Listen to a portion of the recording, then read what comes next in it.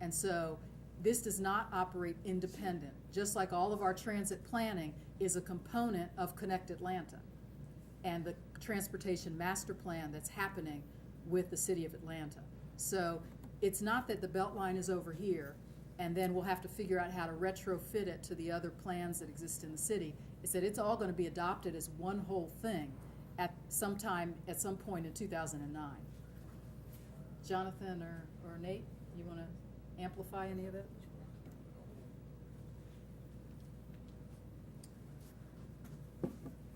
I would just add one thing to what Terry said, which is, and it's illustrated well in this map, which is the relationship between the tax allocation district and the planning area that we're studying. So the tax allocation district is it's a mind-boggling boundary to say. So it kind of ebbs and flows and pokes in and out. So and it's the tan-colored area. So we knew we couldn't just focus on that. We needed to look at the whole area where you might call it the Beltline planning area. It's about a half mile on either side. So we didn't just narrowly focus in on the tax allocation district area, which is, I think, one of your questions. Questions? Yes. Brief question. Generally, my name is Brett Williams. Brett Williams? Brett Williams. My understanding that part, at least, of what's embedded in the DNA of this Beltline is connectivity and density, that it's going to create density. And that, therefore, built into the proposal is that idea of connecting the city and also creating density.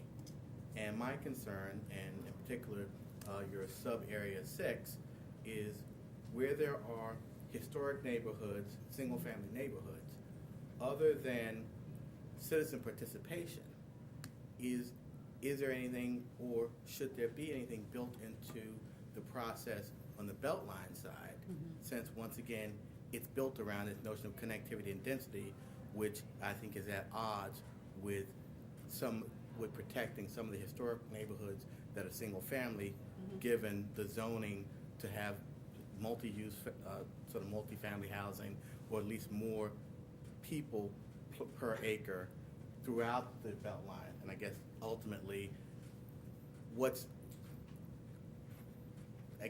leave the question at that. Sure. And so that one of all the areas, one size doesn't fit all, because some areas are single-family, some areas are just grassland. No, that's right. I have been using a term, I tend to just kind of make them up to fit what I need to describe, and one term that I've been using is strategic densifying. That we are going to strategically densify Atlanta, but we are not going to just density just for density's sake. And so one of the things that happens in the master planning process is to look at land uses, how we transition into and adjacent to neighborhoods. And that's an important premise for us. Connectivity also includes being sensitive to and aesthetically smart about how we build and how that building both supports the transit proposition. Because you do need, when we talk about transit supportive development, what we're talking about is what kind of density is needed to support transit stops. There are rules of thumb that transportation planners have been using for years, but that doesn't mean that it has to be this kind of grotesque, overly dense thing. We have lots of different options and lots of different models that are being employed all across the country and across the world. And we just want to give ourselves the benefit of some of these different tools and models. It comes down fundamentally to what kind of community do we want to be? How do we want to spread and place land uses?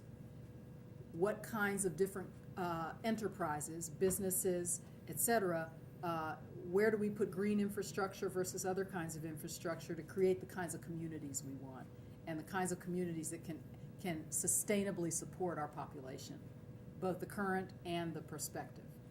And so I'd say the Beltline proposition is more about connectivity than about density.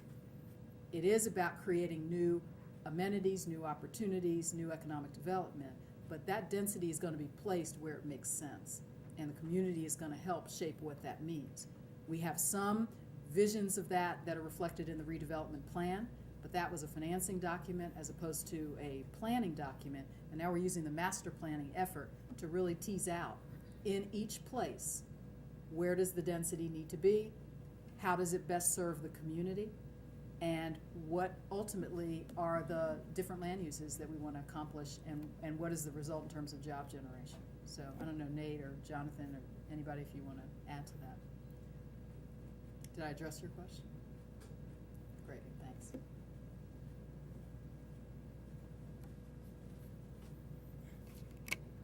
Hi, my name is Tari Milton. I'm a student at Georgia State University. Great. Could we go back to the map that was up before? Sure. I'm not sure is this going to come out as more of a suggestion or as a question, but Which one? Yeah, that's fine. I noticed this is a 25-year project, Mm-hmm. and you did mention that the population will double, maybe even somewhat triple. Mm-hmm. But my concern is in this area here, Hollowell, Simpson area here, there's a lot of homeless people that are in that area. Mm-hmm. And it has started being redeveloped. And as it's being redeveloped, they're starting to move in other areas of the city. Mm-hmm. Now, if we, for example, put a new park somewhere in this area, they might migrate to that particular park. Now, Sure. all the new green space that we're creating around Atlanta, what can we do as far as master planning to make sure that our green space is not constantly filled with homeless people, since that our homeless shelters are already overcrowded as it is? Do we have any type of master plan where we're working with homeless shelters or other organizations? Because what is the sense of creating new green space if it's overrun with a lot of homeless people? I think that's, thank you for your question. There are a number of opportunities that have already been presented to us, working with a group of homelessness advocates, as well as with a special unit, I think it's called the Hope Unit, with the Atlanta Police Department, to really help. They are connected to a network of churches and human service organizations, and what they will do is come into an area and help us size up and assess what's going on there, and actually direct each of those homeless individuals into a shelter or a bed, or help them get access to mental health services, et cetera, et cetera. And so we've only had an opportunity to experiment with that in a couple of places. The Northeast Corridor was the first one because the city owns the property, but they have offered to partner with us on the entire Beltline, and they're looking to connect us to the whole human services infrastructure. Community policing has come up, and operations and maintenance of parks as we create these new amenities for communities has been a big issue in conversation with both some of our partners as well as the communities impacted by what we're doing. And so I won't pretend that we have an easy fix. Any way of addressing that issue is going to cost money. And the city does have homelessness programs and an active homelessness initiative. But I think what we have to do is more effectively connect to that before we get too far downstream. So you raise an important question. We're in very early conversations with some prospective partners on this issue. And it's something that we're just going to have to deal with as a collective community. Did you have something else to add? Yeah, I wanted to add. Obviously, everything Terry said is right on, and I wanted to just add kind of another way of thinking about this.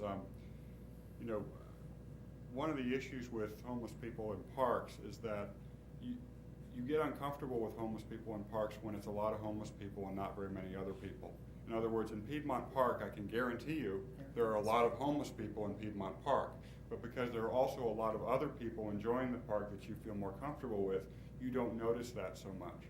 And so one of the real promises of the Beltline, when we talk about these parks as economic development opportunities, is to put the people around the parks and connect the people into the parks and create that activity level that even if you've got homeless people there, it doesn't feel threatening to you. And that's kind of a principle across, city parks all over the world, is that if you bring the people into them and you get more of a mix of people in them and they're active, then they can really, the homeless people become much less of an issue in terms of how you experience it.